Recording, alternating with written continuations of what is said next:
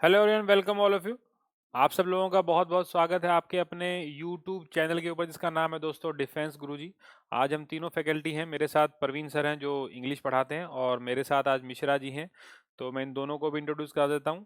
और हम लोग आज मिशन शुरू कर रहे हैं 2021 का। धायल जी को आप पहले से देख रहे थे, अब मिश्रा जी से आपका कॉन्टैक्ट करा देते हैं। बच्चे 2021 के लिए हम लोगों ने जर्नी शुरू की है और मैं आपको बता देता हूं कि हम लोग आपकी जर्नी कंप्लीट यहां पर एंड करेंगे। ध्यान रखना, हम लोग यहां पर क्या है, जर्नी आपकी कंप्लीट यहां पर क्या है, एंड करेंगे।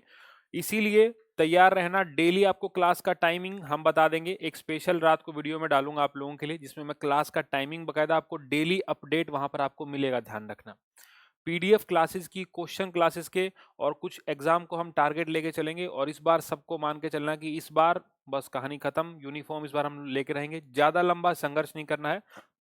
अब हम सब क्या है, आप लोगों के लिए तैयार हैं। दिन रात मेहनत करेंगे बच्चे, दिन रात क्लास चलेंगी। जैसा मैंने आपको सटीक गाइडेंस दिया है फेज 2 के लिए, अब फेज 1 की बारी है। उसके लिए मैं थोड़ा सा आपको बताता हूँ हम किस किस एग्जाम को टारगेट करेंगे। बाद में मिश्रा जी आपकी क्लास लेंगे। बहुत ही ज्यादा एक्सपीरियंस फैकल्टी हैं फिजिक्स में। एनडीए, आईआईटी, नीट, मतलब आपको एकदम टॉप लेवल तक पढ़ाएंगे। लेकिन हम लोग ये नहीं भूलेंगे कि कुछ गांव के बच्चे भी इसको देख रहे हैं। बेसिक लेवल आप लोगों को कराना बड़ा ही जरूरी है। अगर बेसिक लेवल नहीं करेंगे फिर आप लोगों को दिक्कत, मतलब जीरो टू हीरो बैच रहेगा। एडवांस लेवल तक हम क्या इसको टच करके जाएंगे। थोड़ा सा मैं आपको बता देता हूँ। जैसे मिशन 2021 में हम लोगों ने प्लान किया है पहले काम एनडीए के लिए। सब लोगों को तैयारी करनी है भाई, कोई भी क्लास मिस नहीं करेगा। चाहे एनडीए की क्लास हो, चाहे नेवी एसएसआर हो, डबल ए हो, एक्सवाई हो और इंडियन कोस्ट गार्ड, चारों एग्जाम का हम लोगों ने एक क्लास चलाया है। चाहे वो बच्चा एनडीए दे ले तब भी हमारे क्लास नोट से क्वेश्चन आपको दिखेंगे जो आपको क्लास में पढ़ाए जाएंगे। चाहे वो बच्चा एक्स वाई दे रहा हो कोई दिक्कत नहीं हमें, चाहे बच्चा एसएसआर दे रहा हो कोई दिक्कत नहीं, डबल ए दे रहा हो कोई दिक्कत नहीं, या फिर कोस्ट गार्ड के जो भी फॉर्म आए हैं उसके लिए अगर दे रहा हो तो भी हमें क्या कोई दिक्कत नहीं है। मेन क्या है, सिर्फ मेहनत आप लोगों के साथ करनी है। आप लोगों को एक वर्दी इस बार दिलवानी है। तो 2021 मान के चलना कि 2021 के लास्ट में हम लोग अकेडमी के अंदर मिलेंगे और वहीं पर इस बार की जो 2021 की दिवाली है वो वहीं मनानी है। ठीक है, फिर भी किसी का कोई कमेंट में हो तो आप प्लीज कमेंट बॉक्स में कमेंट जरूर करना। डिस्क्रिप्शन बॉक्स में बहुत सारे लिंक है, जाके ज्वाइन कर लेना। और कमेंट बॉक्स में मिश्रा जी फिजिक्स की क्लास ले रहे हैं तो वो आपके डाउट पर्सनली देखेंगे। धायल जी ले रहे हैं तो वो आपके डाउट पर्सनली देखेंगे, क्लास में हम डिस्कस करेंगे। और मैं अगर आपके डाउट मेरी क्लास में अगर कोई दिक्कत है तो मैं आपको बेसिकली उसके अंदर सारे के सारे क्वेश्चन हम नेक्स्ट क्लास में लेके आएंगे और उसको हम शेयर करेंगे। बस आप लोगों से यही रिक्वेस्ट है सब लोगों से कि प्लीज जितना हो सके उतना शेयर करो। एक आप लोगों की बहुत डिमांड थी कि सर डिफेंस गुरुजी कब यहाँ पर हर चीज लाइव चलाएगी, तो अब क्लासेस लाइव मिलेंगी। आप लोगों का बस सपोर्ट चाहिए। थोड़ा सा मिश्रा जी का इंट्रोडक्शन मैं करा देता हूँ। पहले प्रवीण सर का ले लेते हैं, फिर बाद में मिश्रा जी का ले लेंगे और फिर आपको आज टॉपिक पढ़ाएंगे यूनिट मेजरमेंट। ध्यान से देखना, एक एक चीज मिलेंगी। तो चलिए जरा बात करते हैं धायल जी से।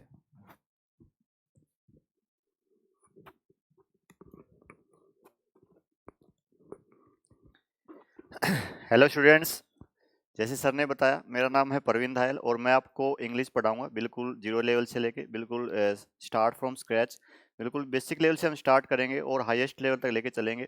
चाहे वो बच्चा एयरफोर्स के लिए तैयारी करे, नेवी के लिए तैयारी करे, आईसी जो इंडियन कोस्ट गार्ड है उसके लिए प्रिपरेशन करे, एनडीए के लिए तैयारी करे, सभी एग्जाम्स के लिए क्लासेज इंपॉर्टेंट रहेंगी और बिल्कुल जीरो लेवल से स्टार्ट होंगी। बेसिक्स को लेके स्टार्ट होंगी। फंडामेंटल्स को पहले क्लियर किया जाएगा, बेसिक स्ट्रॉन्ग की जाएंगी। और वोकैब जो है उसको हम बहुत ही इंटरेस्टिंग वे में रूट वर्ड्स के थ्रू और लिंकिंग मेथड के थ्रू अलग अलग जो मेथड्स हैं उनके थ्रू हम करेंगे वोकैब को। और आपके लिए मैंने वोकैब की एक क्लास डाली हुई है, आप उसको देख सकते हैं। और अगली जो क्लासेज होंगी वो आपकी लाइव चलेंगी, उसमें आप अपना जो भी डाउट है वो पूछ सकते हैं, अपना कमेंट दे सकते हैं, फीडबैक दे सकते हैं। और पर्सनली हम उनको इंस्पेक्ट करेंगे, देखेंगे हर एक जो टीचर है वो। ठीक है। और आपको बिल्कुल सिलेक्शन दिलवा के रहेंगे, यूनिफॉर्म दिलवा के रहेंगे नेक्स्ट जो ईयर होगा उसके अंदर। ठीक है। तो मिलेंगे अगली जो लाइव क्लास है उसमें हम मिलेंगे इंग्लिश की क्लास में। आप सभी को उसमें आना है और वीडियो को मैक्सिमम लोगों तक शेयर करना है। जो भी आपके व्हाट्सएप ग्रुप हो, फेसबुक पेज है या जहाँ भी आप जो सोशल मीडिया नेटवर्क है उसमें हर एक चैनल, टेलीग्राम पे हो चाहे इंस्टाग्राम पे हो, हर जगह इसको शेयर करना है बस आपको। ठीक है। तो मिलेंगे हम क्लास के अंदर, उसमें काफ़ी इंटरेस्टिंग वे में पढ़ेंगे। तो क्लास जरूर अटेंड करें इंग्लिश की। चलिए अब बारी है मिश्रा सर की, वो आपको अपने बारे में इंट्रोडक्शन देंगे और उसके बाद वो अपना टॉपिक कंटिन्यू करेंगे। तो प्लीज सब लोगों से रिक्वेस्ट है, जितने भी ग्रुप आपके पास हैं शेयर कर दो, हर जगह तक पहुंचनी चाहिए वीडियो। और हर एक बच्चे के साथ हम लोग तैयारी करेंगे 2021 के लिए तमाम एग्जाम की। जय हिंद मेरी तरफ से मिश्रा जी से।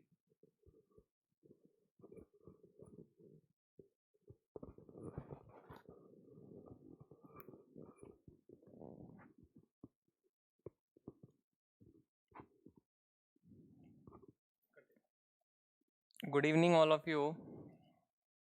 और आप लोगों का अपने YouTube चैनल डिफेंस गुरुजी पे मैं हार्दिक स्वागत करता हूं। मैं Jainendra Mishra, faculty of physics.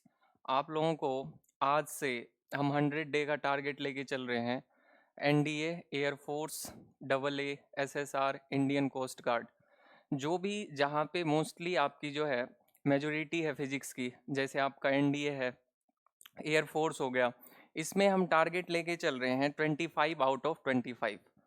जितने भी क्वेश्चन आते हैं, जैसे एयरफोर्स में 1 क्वेश्चन 1 मार्क, तो 25 मार्क्स जो हैं वो मुझे ये लेके चलना है कि हर एक स्टूडेंट 25 स्कोर कर सके। जो एनडीए है 25 क्वेश्चन 100 मार्क्स, तो वहाँ भी यही टारगेट है कि आपके जो है 95 प्लस या 90 प्लस जो है वो बिल्कुल आप अच्छे से अचीव कर सको। और मैं बिल्कुल ये चीज़ जो है इंश्योर करना चाहूँगा आपके साथ कि अगर हमें फिजिक्स में बिल्कुल पी भी नहीं पता, कि अगर हम फिजिक्स में बिल्कुल बेसिक भी नहीं समझ पा रहे हैं, कि हमने बहुत अच्छे से नहीं कर रखा है +1, चलो कुछ भी नहीं कर रखा +1 में, कुछ भी नहीं कर रखा +2 में, तो मैं यही इंश्योर करना चाहता हूँ आपको कि आपको कहीं दिक्कत नहीं आने वाली है आगे भी। हम बिल्कुल बेसिक से स्टार्ट करेंगे और बिल्कुल हाई लेवल तक जाएंगे, कि जहाँ तक मैक्सिमम लेवल में क्वेश्चन जो है आपके फिजिक्स में आ सकते हैं। तो फिजिक्स की आप लोगों को किसी भी तरह की टेंशन लेने की ज़रूरत नहीं है। और आपकी लाइव क्लास रहेगी 7 से 8। ये अपना टाइम आप नोट कर लें। 7 से 8 इवनिंग में आपकी जो है डेली रेगुलर बेस पे लाइव क्लास होगी, जिसमें आपके क्या होंगे, कंसेप्ट के सेशंस भी होंगे, क्वेश्चन के सेशंस भी होंगे, प्रीवियस ईयर क्वेश्चंस भी होंगे, असाइनमेंट्स भी होंगे। और इसको बहुत अच्छे से आपको 7 से 8 अपने माइंड में फिक्स कर लो। और उसके बाद जो भी आपके डाउट हैं वो लाइव भी लिए जाएंगे। और उसके बाद अगर आपको फिर भी कोई डाउट रह जाए, तो आप जो है कमेंट बॉक्स में अपना डाउट लिख सकते हैं, आपको नेक्स्ट डे उसका सॉल्यूशन ज़रूर मिल जाएगा। तो आपको मैं बस यही इंश्योर करना चाहता हूँ कि फिजिक्स की तरफ से आप बिल्कुल निश्चिंत हो जाएं, और प्रॉपर आपके सारे सब्जेक्ट की क्लास लगेगी। और फिजिक्स की बिल्कुल टाइमिंग फिक्स है आपकी 7 से 8। और हम लोग बिल्कुल जीरो लेवल से स्टार्ट करेंगे, बिल्कुल जीरो से हीरो लेवल पे जाना है हमें। और बिल्कुल स्टार्टिंग से, जैसे फिजिक्स की जो है ना, हम ये समझ रहे हैं कि आपको पी भी नहीं पता, तो सारे तरह के स्टूडेंट हैं तो बेसिक से स्टार्ट करेंगे और एडवांस लेवल तक के सारे क्वेश्चंस जो हैं वो हमें करने हैं। तो आज हम स्टार्ट करते हैं। सबसे पहले हमें ये देखना है, जैसे एनडीए है आपकी, तो इसके अंदर जो क्वेश्चन का वेटेज होता है फिजिक्स का, ध्यान से समझना, किसी ईयर 25, किसी ईयर 26। तो हम ये टारगेट एवरेज मान रहे हैं कि क्वेश्चन जो है वो हमारे कितने आ रहे हैं, 25। और एक जो है 4 मार्क्स का होता है आपका, तो 100 मार्क्स की जो है वो आपकी क्या हो गई, फिजिक्स। तो इसमें टारगेट हमारा ये है कि आप लोग 22 प्लस क्वेश्चन बहुत इजीली, अच्छे ढंग से, करेक्टली हम क्या करके आए, इसको सॉल्व करके आए। 22 प्लस क्वेश्चन हमारा यही टारगेट रहेगा। सेम यही है एयरफोर्स एक्स ग्रुप के लिए। एक्स ग्रुप के लिए भी सेम आपका यही जो है पैटर्न रहना है। 25 क्वेश्चन आने हैं आपके फिजिक्स के, और इसमें से भी हमारा टारगेट रहेगा 22 प्लस। ठीक है, तो आज जो है हम यही डिस्कस करने वाले हैं, और कॉमन से टॉपिक हैं। तो बिल्कुल स्टार्टिंग से स्टार्ट करते हैं, कि जैसे हम 10th के बाद +1 में आते हैं, तो जो हमारी साइंस डिवाइड होती है 3 पार्ट में, फिजिक्स, केमिस्ट्री, बायो, या जो भी नॉन मेडिकल के हैं उनके लिए मैथ। तो सबसे बेसिक जो स्टार्टिंग पार्ट होता है ना इसका, वो होता है आपका यूनिट डायमेंशन। सबसे फर्स्ट, तो सबसे पहले हम एक बार अगर यूनिट स्टार्ट करने से पहले हम ये डिस्कस कर लेते हैं कि हमारे पास जो है किस चैप्टर का या किस टॉपिक का क्या वेटेज रहने वाला है हमारे एग्जाम के अंदर। या अगर हम प्रीवियस ईयर ट्रेंड्स को देखें कि किस टॉपिक के कितने क्वेश्चन आ रहे हैं, तो वो आप जो है देख सकते हो। देखना, एनडीए 2021 मिशन हमारा यही है, आपकी फिजिक्स। ठीक है, टॉपिक वाइज वेटेज ध्यान से देखो, जो सबसे ज्यादा मैक्सिमम वेटेज वाले को हम कवर करें, फिर बाद में हम एनालाइज करेंगे कि कौन सा टॉपिक जो है जिसका वेटेज बहुत ज्यादा है एग्जाम में। देखो, तो measurement, motion and force 3 to 5 question. ठीक है, हम क्वेश्चन बेसिस पे इसको क्या कर रहे हैं, डिस्कस कर रहे हैं। Measurement, motion and force 3 to 5 question. उसके बाद आपके thermodynamics, most important, 3 to 5 question. इसमें आपके जो चैप्टर हो गए ना वो 3 हो गए, unit measurement, motion and force. ये तीनों कवर कर रहा है कितना, 3 से 5 क्वेश्चन। इसके बाद थर्मोडायनेमिक्स, थर्मोडायनेमिक्स में 3 से 5 क्वेश्चन, ठीक। इसके बाद ऑप्टिक्स, ऑप्टिक्स के अंदर आपने पढ़ा होगा +2 में, कईयों ने पढ़ा होगा, कईयों ने नहीं पढ़ा होगा, तो बिल्कुल टेंशन लेने की जरूरत नहीं है। इसमें लाइट से रिलेटेड जो भी फेनोमेना है वो हम पढ़ते हैं, रिफ्लेक्शन, रिफ्रैक्शन, सारी चीज़ें। तो ऑप्टिक्स जो है वो आपका again most important topic, 3 to 5 question. Current electricity 3 to 4 question. Electrostatic ये आपका 2 से 3 क्वेश्चन, ठीक है। जो ये टॉपिक है ये आपके +1 के। Thermodynamics +1, optics +2, current electricity +2, electrostatic +2। इसके बाद heat and kinetic theory of gases +1। और मार्क्स जो है ये भी कवर करता है आपका 3 to 4 क्वेश्चन, ठीक है ना। तो मैक्सिमम आपके 15 से 16 नंबर का ये भी है आपका, ठीक है।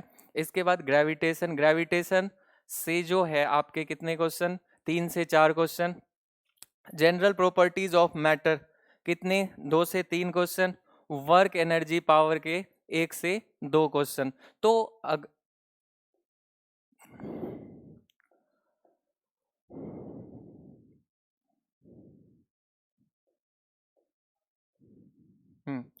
इसके बाद centre of mass and rotational motion 1 question.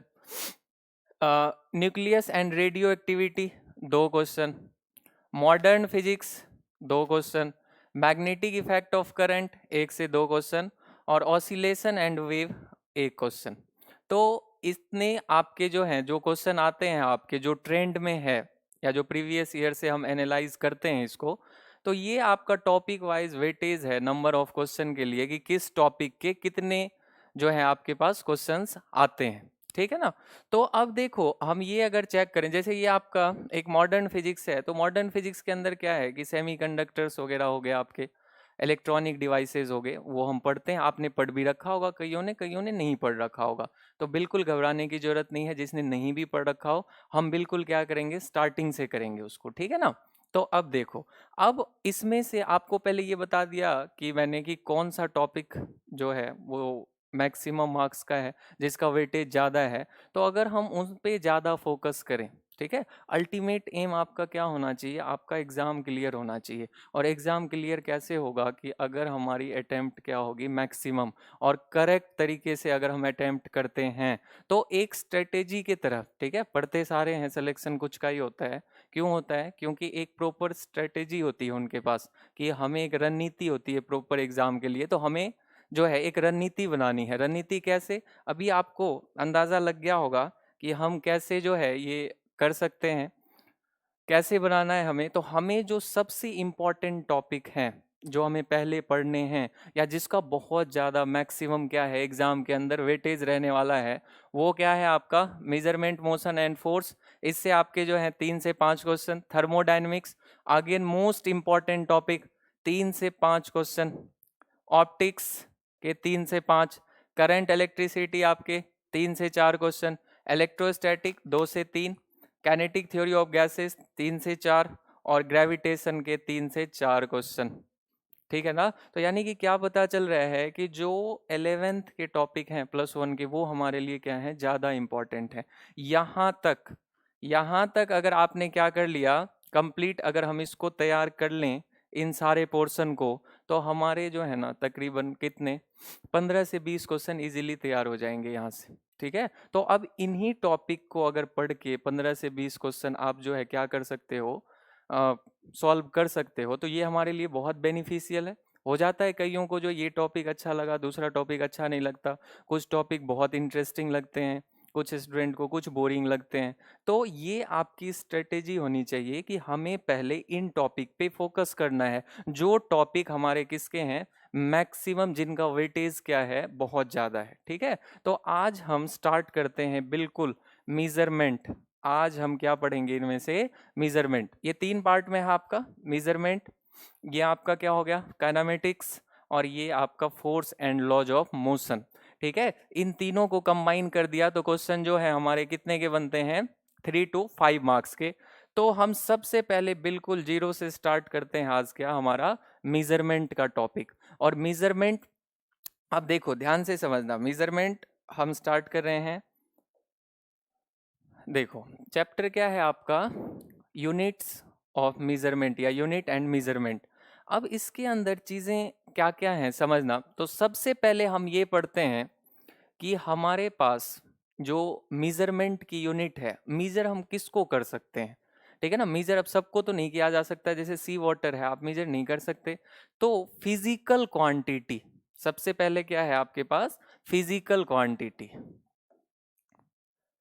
ठीक है। फिजिकल क्वांटिटी, फिजिकल क्वांटिटी किसको बोलते हैं, ऐसी क्वांटिटी जिसको हम इजीली माप सके, मेजर कर सके, ठीक है। जरूरी नहीं है कि वो मास ही है, लेंथ ही हो, टाइम ही हो, कोई भी ऐसी क्वांटिटी, ठीक है ना, कोई भी ऐसा मैटर जिसको आप क्या कर सको, मेजर कर सको, उसको हम क्या बोलते हैं, फिजिकल क्वांटिटी बोलेंगे, ठीक है। The quantity which can be measured easily, ठीक है, जिसको हम क्या कर सकें, कॉन्वीनियंटली या इजीली हम क्या कर सकते हैं, अगर मेजर कर सकें तो वो आपकी कौन सी क्वांटिटी हो जाएगी, फिजिकल क्वांटिटी हो जाएगी, ठीक है। अब देखो, अब जैसे आपके पास क्या है, मास है मेजर कर सकते हैं, लेंथ है मेजर कर सकते हैं। अब सी में कितना वाटर है आप नहीं मेजर कर सकते, यूनिवर्स के अंदर कितने पार्टिकल्स हैं ब्रह्मांड के अंदर नहीं मेजर कर सकते, ठीक है। तो वो फिजिकल क्वांटिटी हम उसको नहीं कहेंगे, ठीक है, ध्यान रखना। तो अब जो आप मेजर करोगे किसी भी चीज को, तो आपके पास एक सिस्टम ऑफ यूनिट होने चाहिए कि किस यूनिट में हम या किस इकाई में हम उसको क्या कर रहे हैं, मेजर कर रहे हैं। तो हमारे पास जो है ना बेसिकली 3 सिस्टम होते हैं मेजरमेंट के, ठीक है। यहाँ पे दिख रहा है आपको मेनली कितने सिस्टम होते हैं, 3 सिस्टम होते हैं।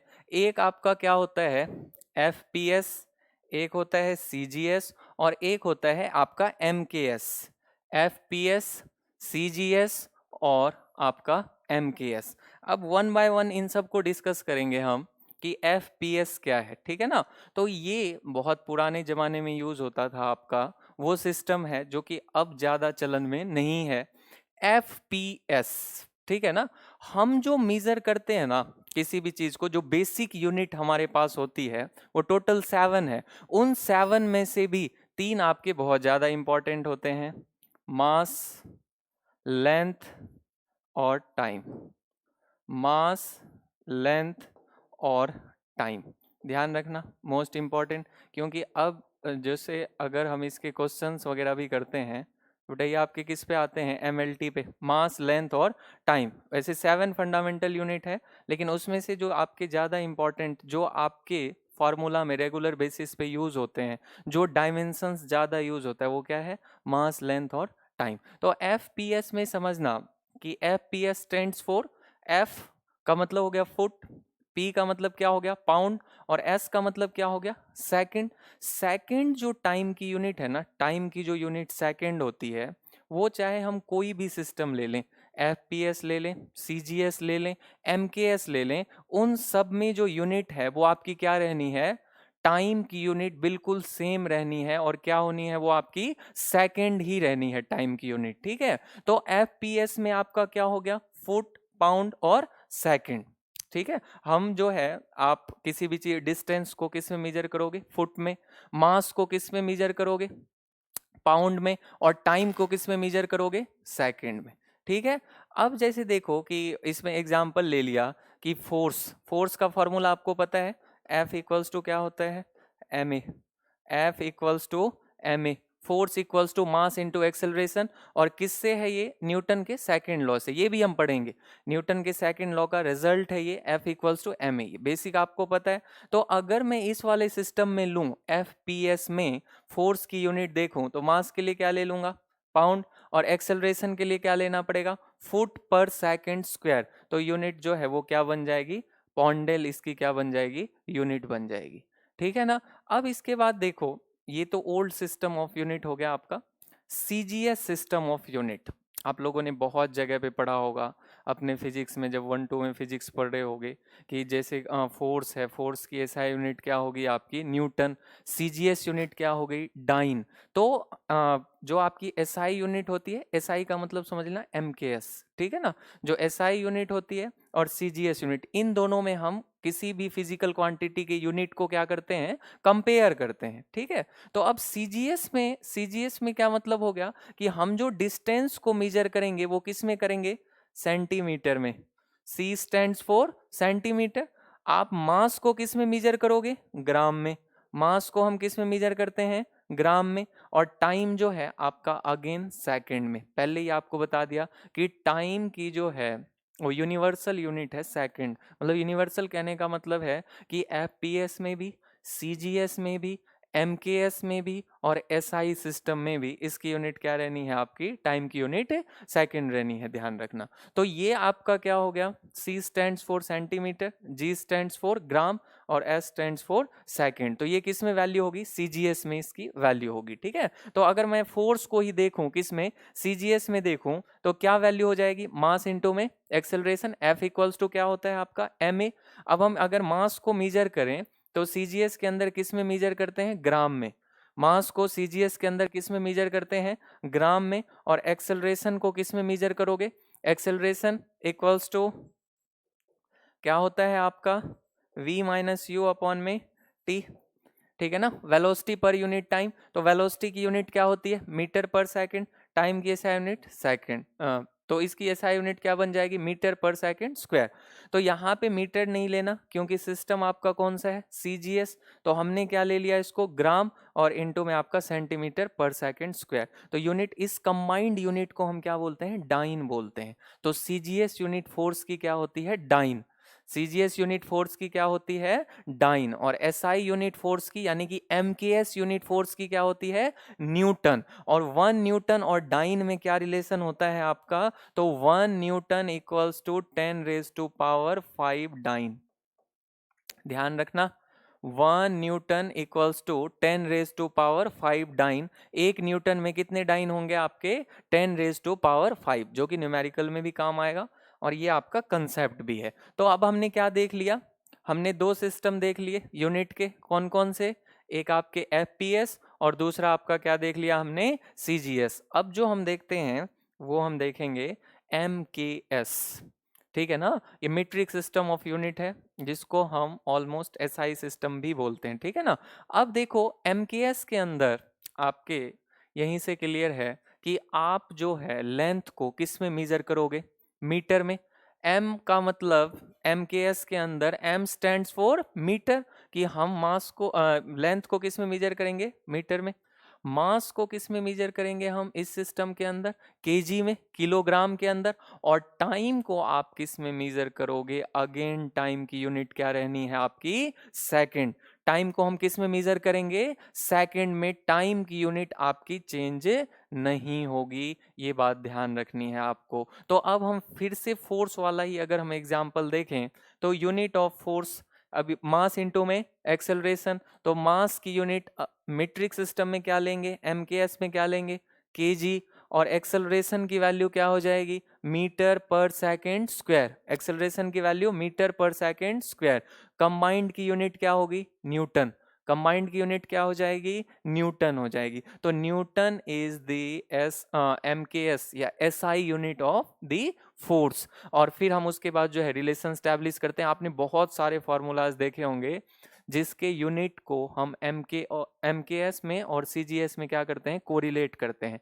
एसआई सिस्टम में और सीजीएस सिस्टम में क्या करते हैं, कोरिलेट करते हैं। तो ये इसकी क्या होगी, यूनिट। अब देखो SI international system of unit almost MKS के बराबर होता है, ठीक है। जो एसआई यूनिट है वो किसके बराबर, एमकेएस के बराबर। तो यही है आपका जो एसआई यूनिट है, एमकेएस, सीजीएस, एफपीएस, ठीक है। तो इन सब को कंबाइन करके एक यूनिट बनाई गई इंटरनेशनल सिस्टम। इंटरनेशनल इसका यही मतलब हो गया कि ये जो है unit, SI unit universally adopted हो। यूनिवर्सली अडॉप्टेड कहने का मतलब ये हो गया आपका कि हर एक जगह पे इसको क्या किया जा सके, यूज किया जा सके। हर एक जगह पे इसको हम क्या कर सकें, यूज कर सकें, ठीक है। और ये साइंटिफिक मेजरमेंट में मतलब या एक कंट्री में अगर आप जो है ना किसी चीज़ को केजी में मेजर कर रहे हो तो दूसरे कंट्री में भी वो किस में मेजर हो, केजी में ही। तो यही आपका इंटरनेशनल सिस्टम ऑफ यूनिट हो गया जिसको यूनिवर्सली वर्ल्ड वाइड क्या किया जाए, अडॉप्ट किया जाए। ठीक है। और आपके जो मेन अब हम देखेंगे जो फंडामेंटल, देखो यूनिट है ना हमारे दो तरह के होते हैं। एक हमारा होता है फंडामेंटल फंडामेंटल और दूसरा होता है हमारा डिराइव्ड। जो सेकंड है वो क्या है हमारा, डिराइव्ड। ये आपका फंडामेंटल यूनिट और जो सेकंड है वो क्या है, ये डिराइव्ड यूनिट। ठीक है। फंडामेंटल यूनिट टोटल आपके कितने होते हैं, 7। फंडामेंटल यूनिट कितने होते हैं, 7। फंडामेंटल यूनिट आपके कितने, 7। और डिराइव्ड यूनिट हम कितने भी बना सकते हैं। कैसे फॉर्म होता है कि 2 या 2 से ज़्यादा अगर आप फंडामेंटल यूनिट को कंबाइन करते हो, जोड़ दोगे तो क्या बन जाएगा, आपका डिराइव्ड यूनिट बन जाएगा। ध्यान रखना इस चीज़ का। तो बेसिक और फंडामेंटल यूनिट हम बोलते किसको हैं, ऐसी यूनिट, ध्यान से सुनना, ऐसी यूनिट जिसका कोई छोटा पार्ट डिवाइड नहीं किया जा सके, मतलब उसको और छोटे फॉर्म में आप नहीं ला सको, उसको हम कौन सी यूनिट बोलेंगे, फंडामेंटल। जैसे मास है, मास से छोटा क्या होगा, उसके मॉलिक्यूल्स होंगे। ठीक है ना। तो मास को फर्दर सब कैटेगराइज नहीं किया जा सकता तो वो फंडामेंटल यूनिट है। लेंथ है, लेंथ को हम फर्दर जो है और डिवाइड नहीं कर सकते छोटे पार्ट में, तो वो हमारा क्या है, फंडामेंटल यूनिट है। टाइम है, टाइम को फर्दरली और हम डिवाइड नहीं कर सकते तो फंडामेंटल यूनिट है। मोल है, जो अमाउंट ऑफ किसी सब्सटेंस को आप मेजर करते हो ना, अमाउंट ऑफ सब्सटेंस को, तो वो आप मोल है, मोल से नीचे हम नहीं जा सकते। उसके बाद एक होती है ल्यूमिनस इंटेंसिटी। ल्यूमिनस इंटेंसिटी क्या है, जैसे आप गर्मी का टाइम हो, आप अपने घर के बाहर धूप में खड़े हो जाते हो, बहुत ज़्यादा तेज़ आपको गर्मी लगने लग जाती है, तो इसका मतलब क्या है, वो इंटेंसिटी ऑफ लाइट है ना, यानी लाइट की जो इंटेंसिटी हो, ल्यूमिनस इंटेंसिटी होगी, तो उसकी जैसे यूनिट होती है आपकी कैंडेला, उससे नीचे हम कैंडेला से नीचे नहीं जा सकते। ठीक है। जैसे टेम्परेचर की यूनिट होगी केल्विन।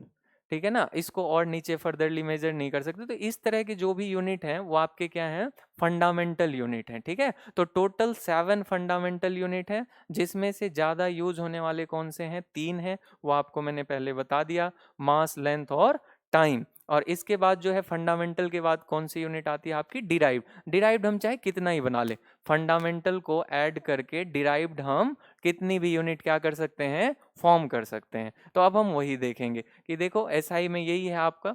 अब जो है ना हम 7 बेसिक जो है ना फंडामेंटल यूनिट हमारे जो भी हैं उसको देखते हैं।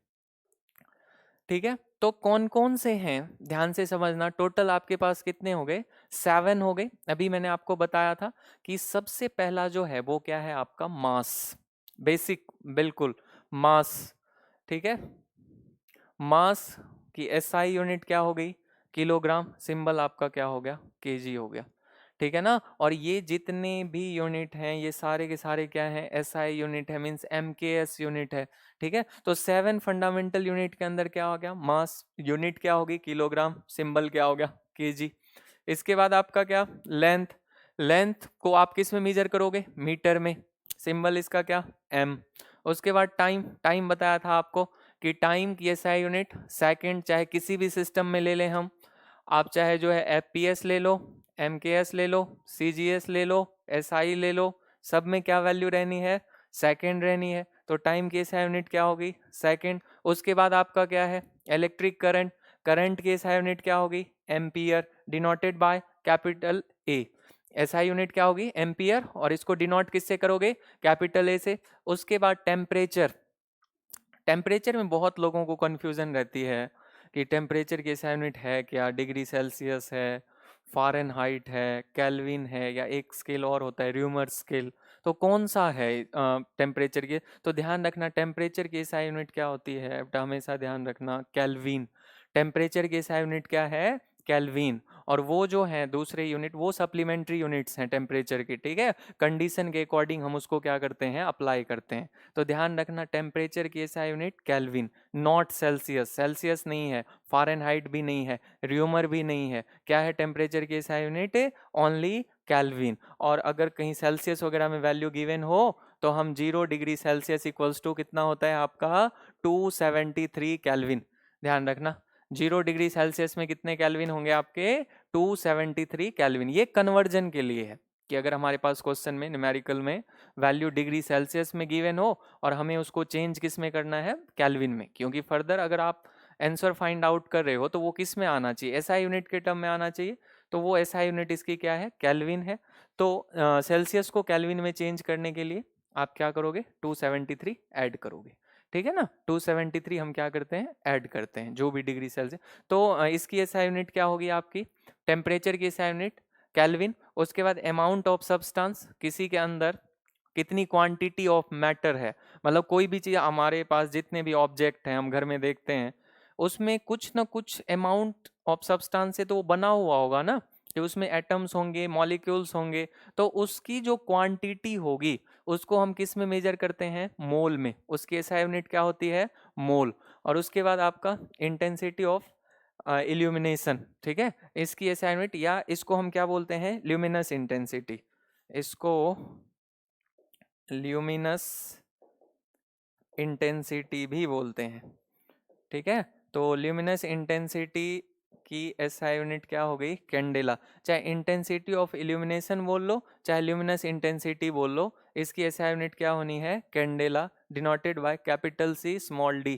किससे डिनोट करते हैं, कैपिटल सी और स्मॉल डी से। तो ये आपकी एसआई यूनिट होगी किसकी, इल्यूमिन। तो ये 7, ये टोटल जो आपको 7 दिख रहा है ना, mass, length, time, current, temperature, quantity of matter and intensity of illumination या ल्यूमिनस इंटेंसिटी, ये 7 के साथ आपके क्या हैं, बेसिक फंडामेंटल यूनिट हैं। और इसको हम फंडामेंटल यूनिट क्यों कह रहे हैं, इसलिए कह रहे हैं क्योंकि अब इसको फर्दर छोटे पार्ट में डिवाइड नहीं किया जा सकता, इसके सब पार्ट बनाए नहीं जा सकते, इसीलिए हम इसको क्या बोलते हैं, फंडामेंटल। फंडामेंटल मतलब बिल्कुल बेसिक, ठीक है ना, इसके नीचे आप नहीं जा सकते। तो इसीलिए ये आपके क्या है, 7 फंडामेंटल, और इनका यूज करके आप चाहे कितने भी यूनिट बना लो, उसको कौन सा बोलेंगे, डिराइव्ड यूनिट। कौन सी यूनिट हम बोलते हैं, डिराइव्ड यूनिट। डिराइव करना मतलब फंडामेंटल को जोड़ के एक दूसरी यूनिट बनाना, उसको हम क्या बोलते हैं, डिराइव्ड यूनिट बोलते हैं, ठीक है ना। तो ये आपके बेसिक, और इनमें से भी जो सबसे ज्यादा यूज होने वाला है वो क्या है आपका, ये मास, लेंथ और time. Mass, M, L and T, जो सबसे ज्यादा यूज होने वाला है वो क्या है आपका, ये तीनों यूनिट है आपके, मास, लेंथ और टाइम, ठीक है ना, ध्यान रखना इस चीज का। तो ये सबसे ज्यादा, और क्वेश्चंस जो आपके एग्जाम में आएंगे वो भी इसी पे बेस्ड आने हैं, एमएलटी। इससे हम क्या करते हैं, डायमेंशनल फॉर्मूला बनाते हैं। इससे क्या बनाते हैं हम, डायमेंशनल फॉर्मूला। तो ये जैसे मान लो कि आपके पास क्या है, कोई भी, ये फंडामेंटल यूनिट है, इससे अगर हमें डिराइव्ड यूनिट बनानी हो, डिराइव्ड यूनिट कैसे हम बनाते हैं, तो देखो, ये तो बेसिक, ध्यान रखना, ये एमएलटी जो है वो आपका क्या है, बिल्कुल बेसिक है। अब अगर मैं डिराइव्ड यूनिट की बात करूं, और डिराइव्ड यूनिट मैं कैसे फॉर्म करता हूं वो समझना एक बार, ठीक है ना। डिराइव्ड यूनिट हम बनाएंगे कैसे, वो देखो, ठीक है। अब समझना, जैसे हमारे पास एक टर्म है डिस्टेंस, ठीक है, डिस्टेंस, इसकी एसआई यूनिट क्या हो गई, मीटर। इसकी एसआई यूनिट क्या हो गई, मीटर हो गई। अब मैं, और टाइम अगर मैं ले लूं तो टाइम की एसआई यूनिट क्या हो गई, सेकंड हो गई।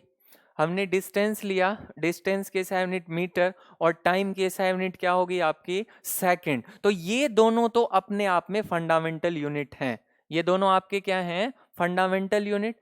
इससे मैं एक टर्म बना रहा हूं, स्पीड।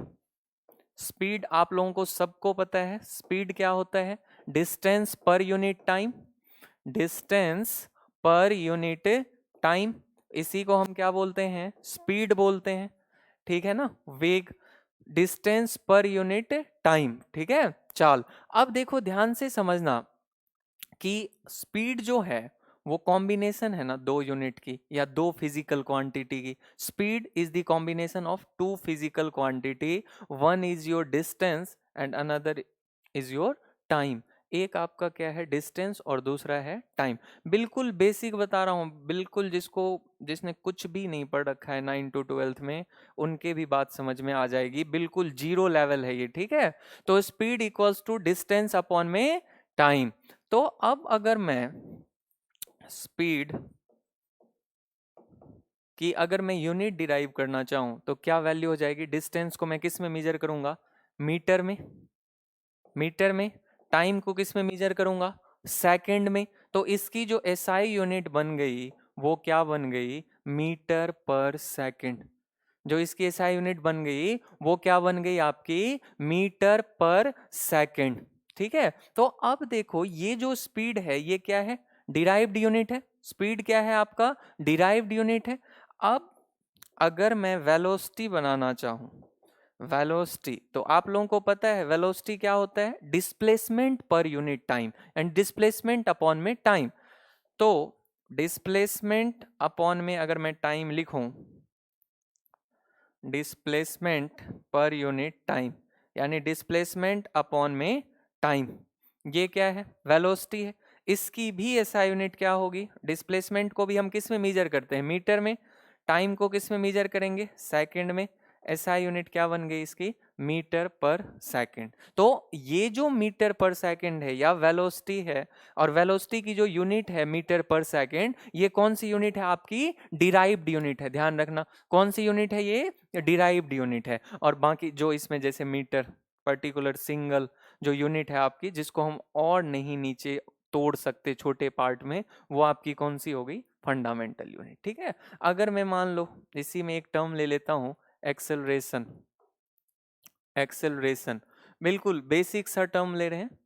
एक्सेलरेशन इक्वल्स टू क्या होता है, change in velocity, change in velocity per unit time, change in velocity per unit time. इसी को हम क्या बोलते हैं, एक्सेलरेशन बोलते हैं। तो एक्सेलरेशन जो है वो आपका क्या हो गया, चेंज इन वेलोसिटी डीवी, ठीक है। डीवी का मतलब change in velocity, v minus u लिख सकते हैं आप, इसको क्या लिख सकते हो, वी माइनस यू अपॉन में क्या हो गया आपका, टाइम।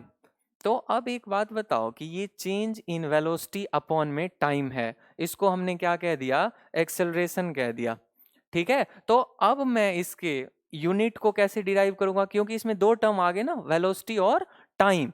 अब इसकी अगर यूनिट बनानी हो तो हम कैसे बनाते हैं, तो देखो एक्सेलरेशन इक्वल्स टू इसकी जो वेलोसिटी है इसकी यूनिट क्या हो जाएगी, मीटर पर सेकंड। वेलोसिटी की यूनिट अभी जस्ट हमने देखा है क्या है, मीटर पर सेकंड। अपॉन में क्या है, बाय में क्या है, टाइम है। तो हम इसको क्या करेंगे, टाइम से डिवाइड कर देंगे। क्या यूनिट बन गई इसकी, मीटर पर सेकंड स्क्वायर। इसकी यूनिट क्या बन गई, मीटर पर सेकंड स्क्वायर। तो देखो कितना इजी है, हमें रटने की बिल्कुल जरूरत नहीं है। अगर हमें कंसेप्ट पता है, फॉर्मूलाज पता है हमें, तो हम बिल्कुल इजीली यूनिट जो है वो क्या कर सकते हैं, डिराइव कर सकते हैं, ठीक है। कोई दिक्कत वाली बात नहीं है, यहाँ तक तो बिल्कुल जो है ना, मैं ये उम्मीद करता हूँ आप लोगों से कि आप लोगों को बहुत अच्छे से बात समझ में आ गई होगी। फिर भी किसी को डाउट हो तो अपना वो कमेंट कर सकता है, फिर उसको हम रिजॉल्व करेंगे, ठीक है। अब देखो एक्सेलरेशन की यूनिट मीटर पर सेकंड स्क्वायर होगी। अब हम देखते हैं कि इनका डायमेंशनल फॉर्मूला कैसे आप बनाओगे, ठीक है ना। डायमेंशनल फॉर्मूला मेन आपके एग्जाम में क्वेश्चन यहीं से आएंगे। डायमेंशनल फॉर्मूला या इसके डायमेंशंस, इसको डायमेंशन भी कह सकते हैं ना। तो अब देखो ध्यान से समझना डायमेंशनल फॉर्मूला कैसे बनाएंगे। तो अगर मैं सिंपल मास ले लूं, मास ले लेता हूं, ठीक है ना, तो इसकी यूनिट होगी केजी, और इसका डायमेंशनल फॉर्मूला क्या होगा आपका, सिर्फ एम, ओनली एम। इसका डायमेंशनल फॉर्मूला क्या होगा, एम। अगर मैं मान लो लेंथ लूं, ये सारे फंडामेंटल है, लेंथ लूं, इसकी एसआई यूनिट क्या होगी, मीटर।